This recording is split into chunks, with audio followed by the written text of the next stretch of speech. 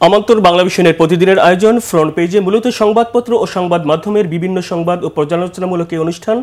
আজকে আপনাদের সাথে আছে আমি বেনজির আহমেদ। স্টুডিওতে আজকে অতিথি হিসেবে আছেন অধ্যাপক doctor Abdullah Al Mamun, chairman democracy dias Bangladesh, শিক্ষক ঢাকা বিশ্ববিদ্যালয়। মামুন ভাই, আপনাকে স্বাগতম। মূল অনুষ্ঠানে যাবার আগে আমরা দেখে নিব আজকের প্রধান শিরোনামগুলো। দৈনিক প্রথম আলো পত্রিকা, খাগড়াছড়িতে সহিংসতা, চারিদিকে পোড়াক্ষত, আতঙ্ক কাটেনি। ভোট পর্যবেক্ষণে নাম সর্বস্ব সংস্থাও। দৈনিক আমার দেশ, হাইওয়েতে 1043 ডাকাত, 114 ব্যাংক হিসাব ফ্রিজ, আনিসুলের বান্ধবীর অ্যাকাউন্টে 650 কোটি টাকা লেনদেন। ভারতীয় গোয়েন্দা তালিকা আমার দেশের কাছে, কলকাতায় আশ্রয় নিয়েছে হাসিনার বিশ্বস্ত আমলা ও আইনজীবীরা। দৈনিক ইত্তেফাক, স্থবির খাগড়াছড়ি, থমথমে গুইমারা, নিহত 3 জনের পরিচয় মিলেছে, বিভিন্ন দল ও সংগঠনের উদ্বেগ, বিচার বিভাগীয় তদন্ত দাবি। প্রধান উপদেষ্টার সঙ্গে জাতিসংঘ মহাসচিবের বৈঠক, প্রধান উপদেষ্টার সঙ্গে সানস্টাপের সাবেক সিএসও ইমরান খানের সাক্ষাৎ। দৈনিক ইনকলাব, লোগো থেকে আল্লাহ ও আকিমুদ্দিন শব্দ বাদ, জামায়াতের নয়া কৌশলে তোলপাড়। অস্ত্র আসছে ওপার থেকে, বছরে 250 কোটি টাকার চাঁদাবাজি, ভারতের মদদে পাহাড়ে ইউপিডিএফ এর তাণ্ডব। নয়া দিগন্ত, প্রধান উপদেষ্টার সাথে স্ন্যাপচ্যাটের সাবেক সিএসও ইমরান খানের সাক্ষাৎ। খাগড়াছড়ি সড়কে অবরোধ, শিথিল হলো, গাড়ি নামেনি, অচল অবস্থায় দুর্ভোগে মানুষ, 3 পার্বত্য জেলায় কর্মসূচি। দৈনিক যুগান্তর, ট্রাইব্যুনালে তদন্ত কর্মকর্তার সাক্ষ্য, 3,05,000 রাউন্ড গুলি চালায় পুলিশ। 5 আগস্ট হাসিনার 1000 কল রেকর্ড মুছে ফেলা হয়। বাংলাদেশ প্রতিদিন, গতি নেই রেড নোটিশে, জাতিসংঘ মহাসচিবের সঙ্গে বৈঠকে প্রধান উপদেষ্টা। ইসিকে সারাকুক, শান্তিপূর্ণ নির্বাচন অনুষ্ঠানে যুক্তরাজ্য সহায়তা করবে। ছাত্র জনতার ওপর 3 লাখ গুলি। দৈনিক সমকাল, এলাকা জুড়ে আগুনের ক্ষত, খাগড়াছড়ি থমথমে। কালের কণ্ঠ, মালয়েশিয়ায় ভয়াবহ মানব পাচার, ফোন করে নূরের স্বাস্থ্যের খোঁজ নিলেন তারেক রহমান। পাহাড়ে অশান্তির বিষ, টার্গেট সেনাবাহিনী। কালবেলা, একদিন পরেই নতুন লোগো সরিয়ে ফেলেছে জামায়াত, অচিলের বোঝাই বইছে রেল। দেশ রূপান্তর, মানবাধিকার কর্মীদের ঘন ঘন বাংলাদেশ সফরের আহ্বান, নির্বাচনে 150 জন পর্যবেক্ষক পাঠাতে চায় ইইউ, থমথমে পাহাড়। বণিক বার্তা, ব্রিটেনে স্থায়ী বসবাসের নিয়মে কড়াকড়ি পরিকল্পনা, বাসের রুট পারমিটের ক্ষমতা এখন পুলিশের হাতে।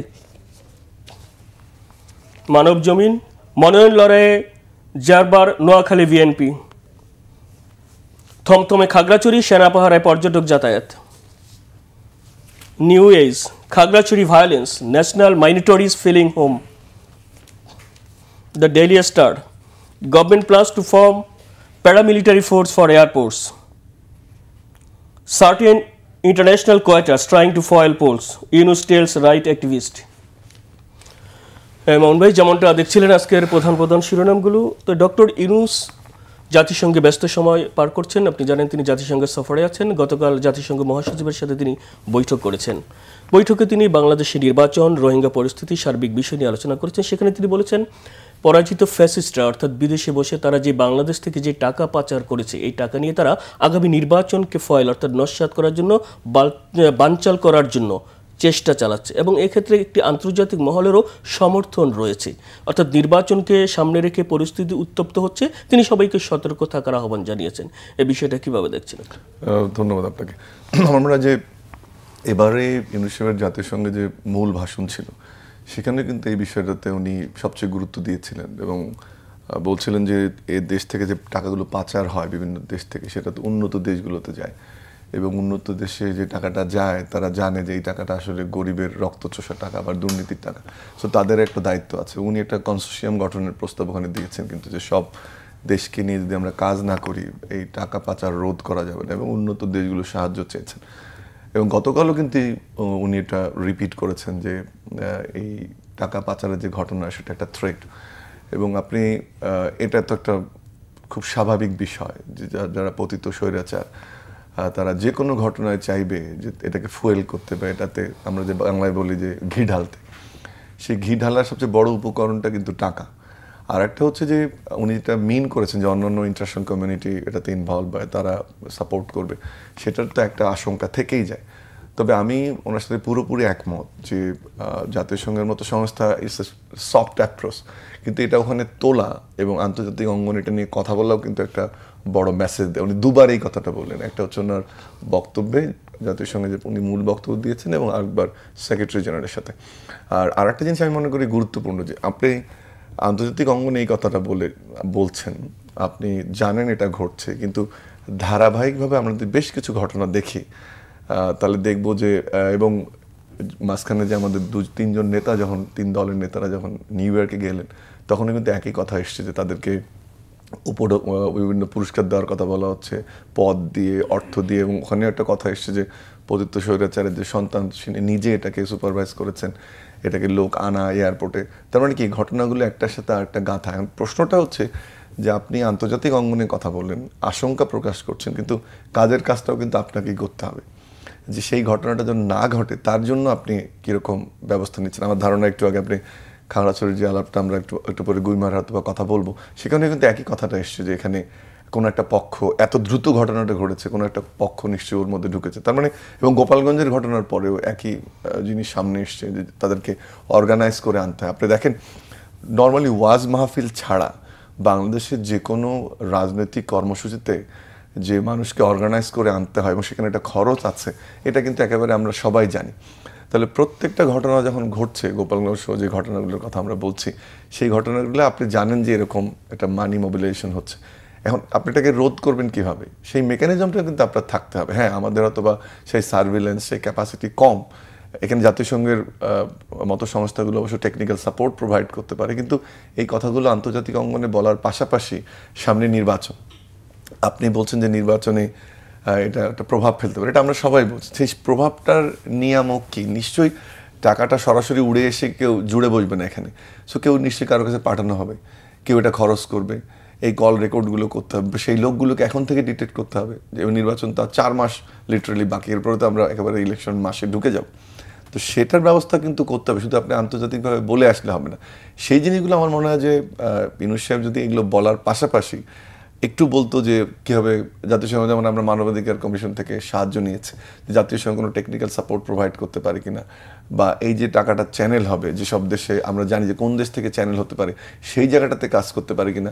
শুধু আমি যেটা বলতে চাচ্ছি যে আমি আশঙ্কার কথা বলছি বারবার, সরকার বিভিন্ন ঘটনায় বলছে, কিন্তু সেই আশঙ্কাটা দূর করার জন্য যে ব্যবস্থা নেওয়া আমার মনে হয় এখন সবচেয়ে সেটা গুরুত্বপূর্ণ। আমরা সবাই জানি নির্বাচনে এই আওয়ামী লীগের টাকা প্রভাব বিস্তার করবে, সেটাকে প্রতিরোধ আমি কিভাবে করব, তার জন্য আমি যে সরকার নির্বাচন পরিচালনা করব আমি কি ব্যবস্থা নিচ্ছি, সেটা কিন্তু সবচেয়ে গুরুত্বপূর্ণ। সেই জায়গাটা কিন্তু আমরা ঘাটতি দেখতে পাচ্ছি। টাকা পাচারের ক্ষেত্রে তো আপনি দেখেছেন বা আমরা শুনেছি যে বাংলাদেশ ব্যাংকের যে কেন্দ্রীয় গোয়েন্দা তথ্য সেল আছে, তারা কিন্তু কাজ করছে এবং এরই মধ্যে বোধহয় কিছু পাচার হওয়ার টাকা উদ্ধার করেছে।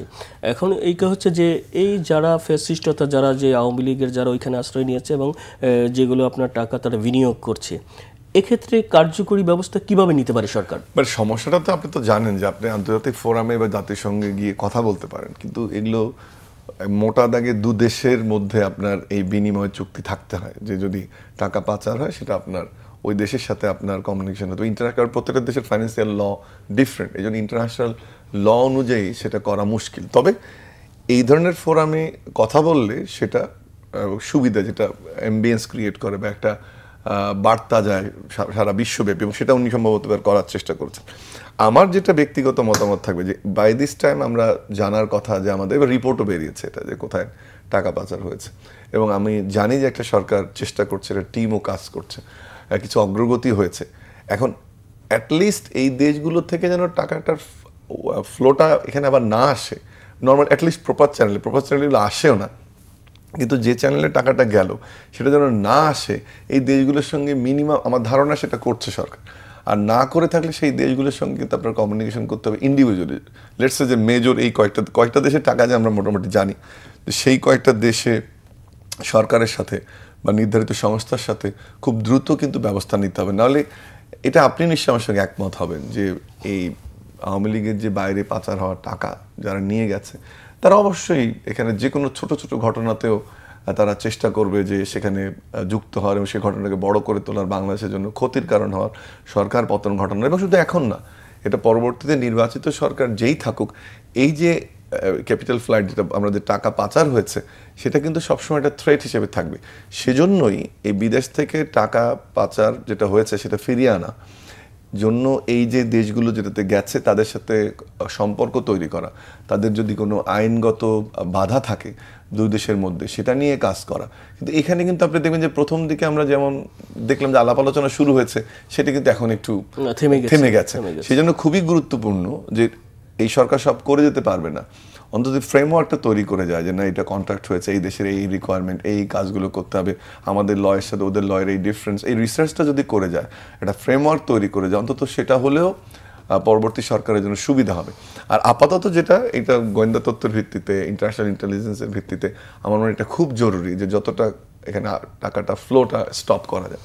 তবে ডক্টর মোহাম্মদ ইউনূস কিন্তু জাতিসংঘ মহাসচিবকে আবারও বলেছেন দেশের ইতিহাসে সেরা নির্বাচন তিনি করে দেবেন, অর্থাৎ দেশের মানুষ সেরা নির্বাচন দেখতে যায় এবং সেজন্য উনি কাজ করে যাচ্ছে।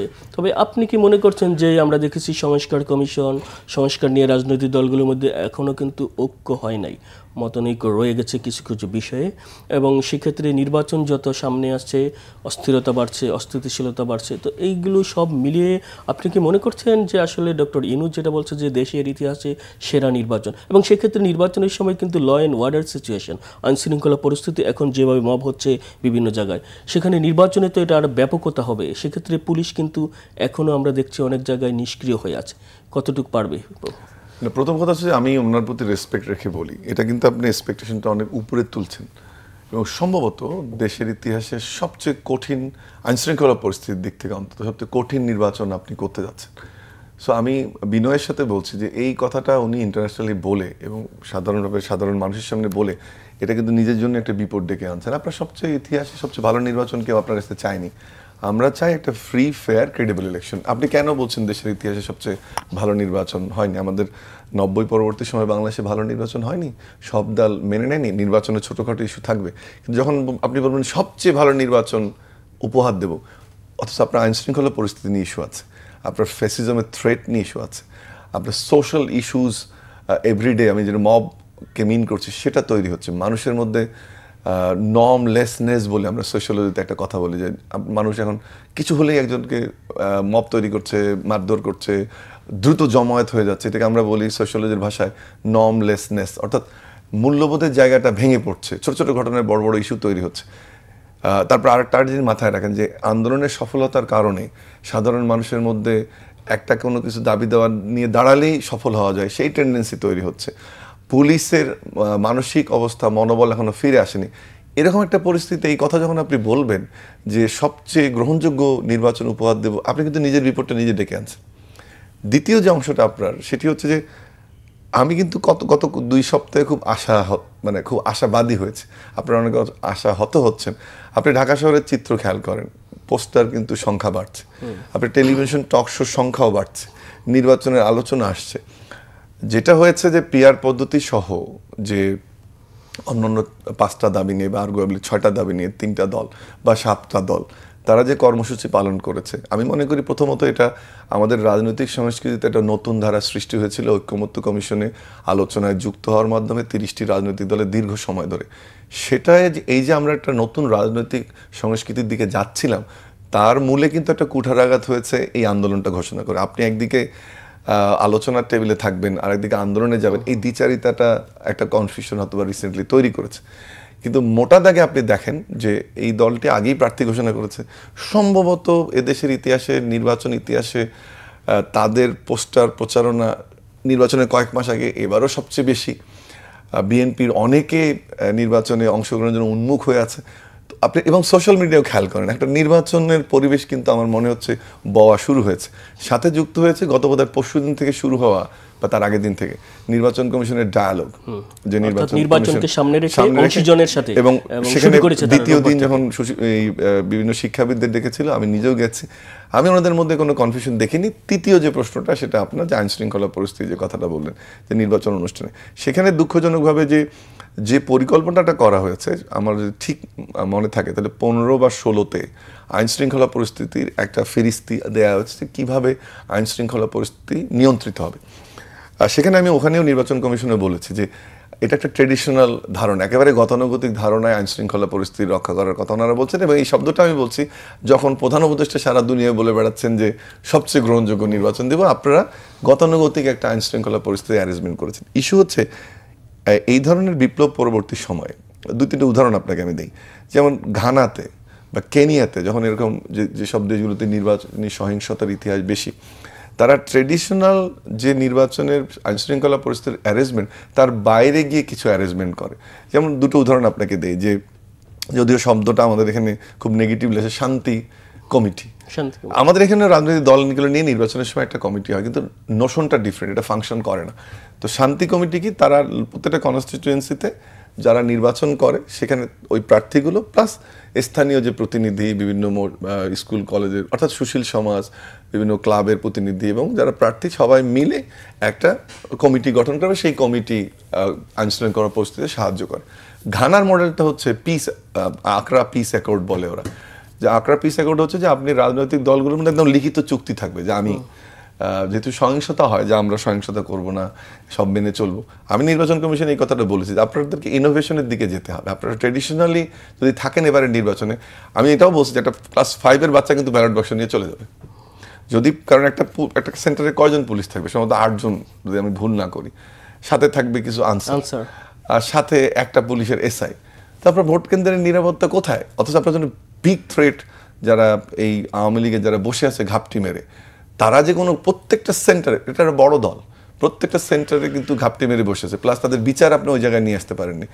কতটুকু ধরপাকড় আপনি করেছেন? নিরীহ কাউকে আমি শাস্তি দেওয়ার পক্ষে না, গ্রেপ্তারের পক্ষে না, গণগ্রেপ্তার গণকেসের পক্ষে না, কিন্তু যারা দোষী ছিল বিভিন্ন এলাকায়, গ্রামের দিকে পার্টিকুলারলি কয়জনের নামে নিউজ হচ্ছে। বিএনপির পক্ষ থেকে কিন্তু এখন বলা হচ্ছে যে প্রশাসনে এখনো গাপটি মেরে বসে আছে। অবশ্যই, এবং তারেক রহমান সাহেব যে কথাটা বলছে যে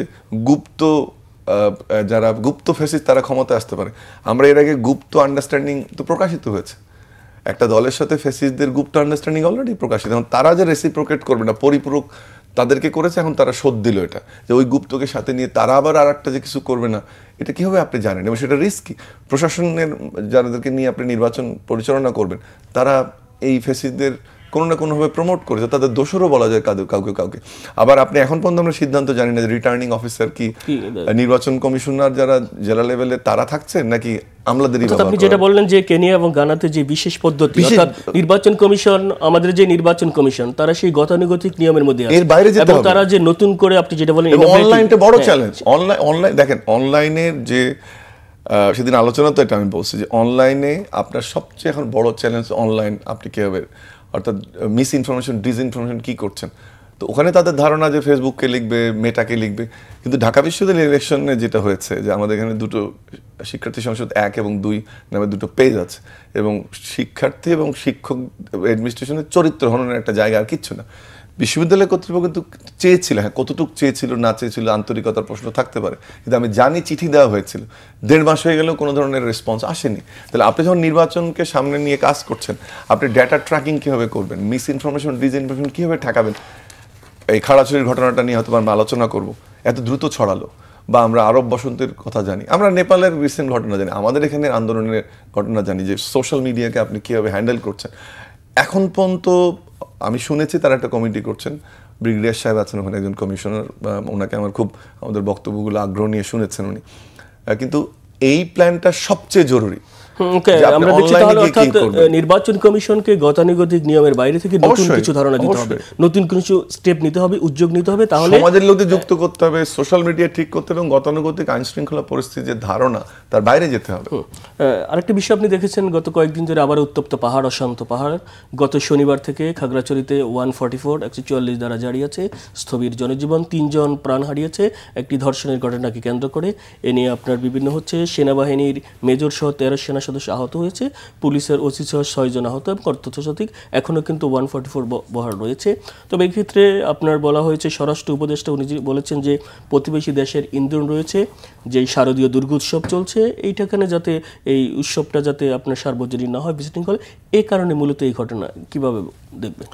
আমি প্রথমে আসলে খুব দুঃখ ভারাক্রান্ত হৃদয়ে এবং একই সাথে সমবেদনা জানাতে চাই যে যেখানে খুব সাধারণ, আমরা পাহাড়ি জীবনের অর্থনীতি জানি, তো সেখানে সাধারণ মানুষগুলোর যে ঘর বাড়ি পুড়ে গেল, একটা গ্রাম জ্বালিয়ে দেওয়া হলো, আমি সমবেদনা জানাই এবং ভবিষ্যতে এই ধরনের ঘটনা যেন না ঘটে। এবং আমার ধারণা সম্ভবত 2010 কি 12 পরে কিন্তু এত বড় ঘটনা পাহাড়ে ঘটলো, 12 বোধহয়, 12 পরে এত বড় ঘটনা পাহাড়ে ঘটলো। এটা হলো প্রথম কথা। দ্বিতীয় কথা হচ্ছে যে যে ঘটনাটি ঘটেছে তার সুষ্ঠু তদন্ত এবং একটি শিশু ধর্ষণের শিকার হয়েছে তার আমি বিচার দাবি করি। এবং এই শুধু যেন নাম দেখানো তদন্ত কমিটি না হয়, কারণ এই সরকার একটা নিরপেক্ষ সরকার, তাদের সুবিধা আছে যে দল মত যারই হোক যারা জড়িত ছিল তাদেরকে শাস্তির আওতায় আনা। আর তৃতীয় আরেকটি বিষয় হচ্ছে, আমি আপনার যাচ্ছি ওই আলোচনায় নির্বাচন এবং দুর্গাপূজা উৎসব। তৃতীয় হচ্ছে যে ঘটনাটা এত দ্রুত ছড়িয়েছে এবং সেখানে একটা মিটিংও চলছিল, পার্বত্য চট্টগ্রাম বিষয়ক উপদেষ্টা মিটিংয়ে ছিলেন এবং তিনি দুঃখ প্রকাশ করে বলছে যে আমি এখানে এত দ্রুত ঘটনাটা ছড়ালো বুঝতে পারিনি। এর অর্থ দাঁড়াচ্ছে যে কোনো ঘটনা ঘটলেই একটি পক্ষ তৈরি হয়ে আছে যে তারা একটা সুযোগ নেবে, এবং যেখানে এ ধরনের ঘটনার বা পরিস্থিতি তৈরি হবে সেখানেই কিন্তু আপনি পার্শ্ববর্তী দেশের যদি কোনো সংস্থার কথা বলেন বা যারা পতিত এবং তাদের যারা দোষ তারা কিন্তু সুযোগ নেবে। এবং এই ধারাটা কিন্তু তারা একটু আগে আমি বলছিলাম, এই ধারাটা কিন্তু এখন না, ধরে নিলাম যে আর্গুয়েবলি বিএনপি ক্ষমতা আসলো, তাদেরও কিন্তু এটা ফেস করতে হবে।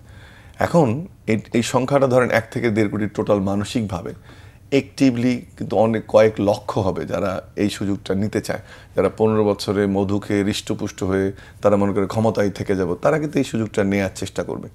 এবং এখানে আমার ধারণা দ্রুত ঘটনাটা ছড়ে যাওয়ার পিছনে এটা একটা কারণ। আর একটা কারণ হচ্ছে যে আপনার যে সংগঠনটি জুম ছাত্র পরিষদ বা আমি জুম ছাত্র পরিষদ, তো তারা তাদের অধিকার আদায় নিয়ে কথা বলে এবং তারা কাজ করবে, কিন্তু কিছু কিছু রিপোর্ট আমি দেখলাম যে এইরাও কিছু এদের রিলেশনশিপ নর্থ ইস্ট ইন্ডিয়ার সঙ্গে দেখানো হচ্ছে বা বলা হচ্ছে যে তাদের একটা যোগাযোগ আছে বা ফাইন্যান্সের ইস্যু। এবং এটা তো খুব স্বাভাবিক বিষয় যে আপনার সুযোগ থাকলে, সুযোগ দিলে কেউ সুযোগ নেবে। আমার কাছে যেটা মনে হচ্ছে ঘটনাটা যেহেতু অনেক দিন পরে এবং বড়, আমরা গোয়েন্দা ফেলিউরের কথা বলছি, আমার ধরনের কোনো তথ্য এখানে ছিল না। কারণ হচ্ছে যে আপনার যখন একজন বিশিষ্ট অতিথির বা বিশিষ্ট জনের কোনো অনুষ্ঠান থাকে, একটা সিকিউরিটি সার্ভিলেন্স এমনিতেই থাকে যে সেই অনুষ্ঠান কেন্দ্রিক কোনো কিছু হতে পারে কিনা। আমার ধারণা আমরা মেজারেবলি সেই জায়গাটায় ফেল করেছি যে এই ধরনের কোনো ঘটনা ঘটলে। আর একটা হচ্ছে যে নতুন যেহেতু একটা ভঙ্গুর পরিস্থিতি বা আইনশৃঙ্খলা পরিস্থিতি হিসেবে গুছিয়ে আসেনি, যদিও সেনাবাহিনীর অবস্থান সেখানে আছে, সেটাও একটা সুযোগ এই গোষ্ঠীটা খুব দ্রুত নিয়েছে।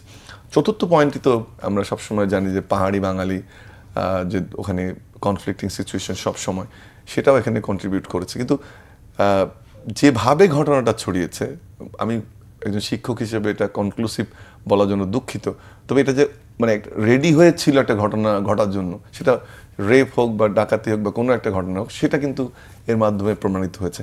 এবং সেটা এমন একটা সময় হলো, আবারও আমার ধারণা যে বাংলাদেশে গতবার কিন্তু পুজো সুন্দরভাবে পালন হয়েছে এবং এবারও আপনি দেখবেন সরকারের তরফ থেকে, এবং আমি বিএনপির রাজনীতির ইতিহাসে পুজো নিয়ে এত বেশি সিরিয়াস দেখিনি। এবং তাদেরকে নির্দেশনা দেওয়া হয়েছে যে পূজা মণ্ডপে যাওয়ার জন্য, তারকরম সাহেব নির্দেশনা দিয়েছেন। এবং উনি যে স্টেটমেন্টটা গতকাল বিএনপি মিডিয়া সেলে আমি দেখলাম যেটা প্রকাশিত হয়েছে, এগুলো কিন্তু খুবই ভালো লক্ষণ।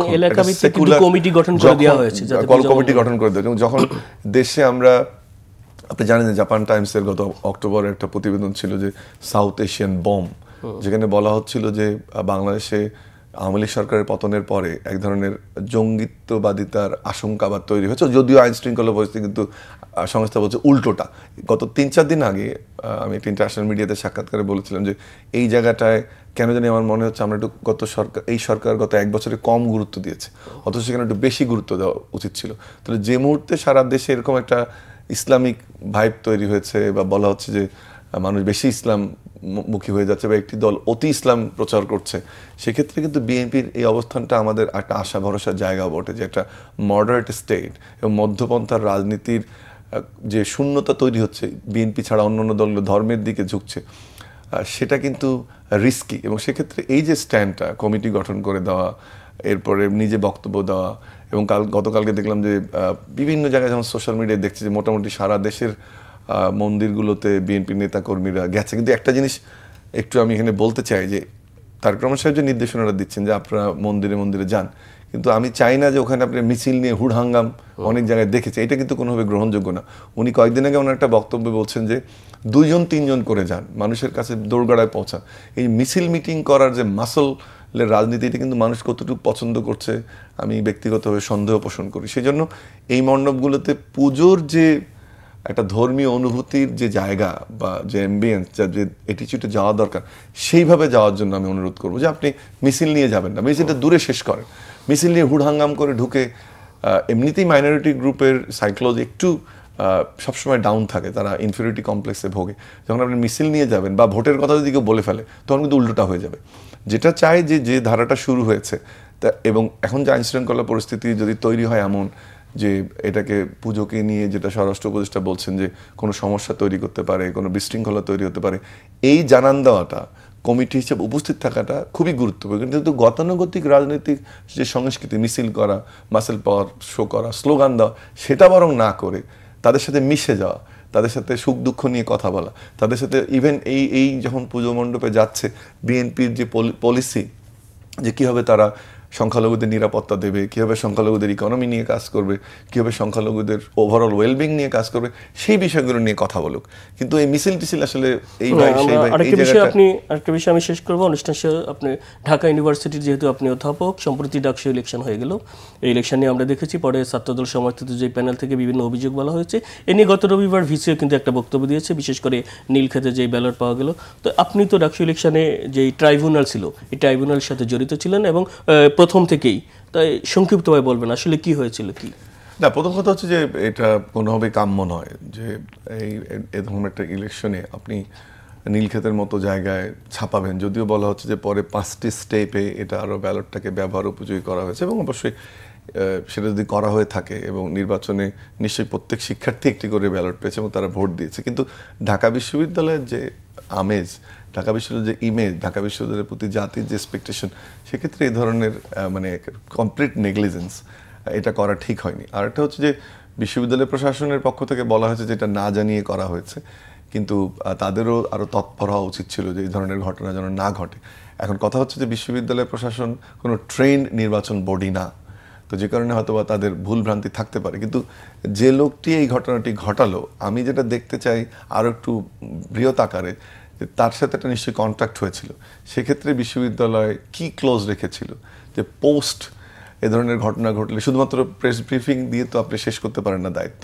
সো পোস্ট ইনসিডেন্টস যে নিশ্চয়ই এগ্রিমেন্ট হয়েছিল যে এটা করা যাবে, এটা করা যাবে না, আপনি কি ব্যবস্থা নিচ্ছেন এবং তারা কেন এটা করলো, তার তদন্তটা করা দরকার। শুধুমাত্র এখানে একটা টেলিভিশন চ্যানেলের রিপোর্ট হলো, আমরা প্রেস কনফারেন্স করলাম, এটা আমি বিশ্ববিদ্যালয়ের অংশ এবং আমি ব্যক্তিগতভাবে মনে করি যে আমাদের উচিত যে এই জিনিসটাকে আরও খতিয়ে দেখা যে কেন সে এটা করলো, কোনো ইল মোটিভ ছিল কিনা, বা সেটা নির্বাচনে আসলেই কোনো প্রভাব বিস্তার করেছিল কিনা। শুধুমাত্র আমরা প্রেস কনফারেন্সের মধ্যে সীমাবদ্ধ না রেখে শিক্ষার্থীদের কনফিডেন্স, যারা জিতেছে তাদের সম্মান ঠিক রাখা, যারা হেরেছে তাদের মনোকষ্ট দূর করা, এবং সর্বোপরি যেটা হচ্ছে যে ঢাকা বিশ্ববিদ্যালয়ের যে ইমেজ জাতির কাছে, সেই ঘটনাটাকে জাস্ট এতটুকু বলে শেষ করে দেওয়ার কোনো সুযোগ নেই।